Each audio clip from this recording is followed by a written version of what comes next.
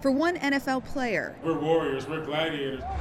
Hitting the gridiron means dealing with aches and pains. No one wants to hear about your pain. But for this Baltimore Ravens left tackle, that doesn't mean he's willing to accept future penalties. We see former players speak openly about their addiction issues to these pills. Eugene Monroe has witnessed how professional athletes rely on prescription drugs like opiates to deal with the pain of injuries. Now Monroe is the first current NFL player to advocate for cannabis research. Medical cannabis has the ability to mitigate pain, potentially has the ability to protect our brains, which are two factors that we need to take a serious look at as a league. Monroe shared his message at UNLV, joining others who want to break down cannabis barriers. It's an absolute embarrassment. Brookings Institute senior fellow John Hudak says there's one sure way to find the benefits and shortcomings of medical marijuana. Let the science show it.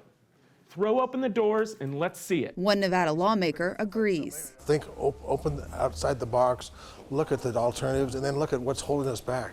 Is it just things from the past? Independent medical marijuana researcher Dr. Sisley also spoke at the UNLV Symposium.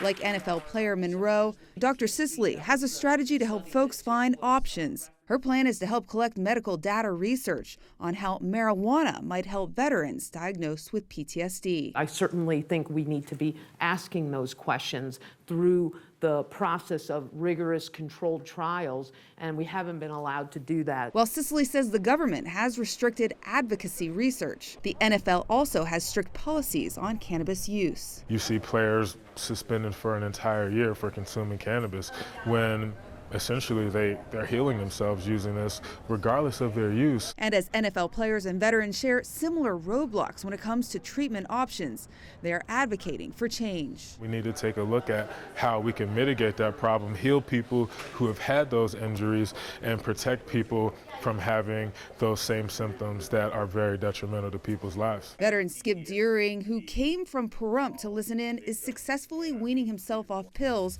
by using medical marijuana. I started being a human being again, to my family and to the people around me. When it comes to football, some say they don't want others to block future goals. We need to be progressive and look at this and stop categorizing marijuana as something that has no value when it does, and we're seeing it around our country daily. I'm Christy Wilcox, News 3.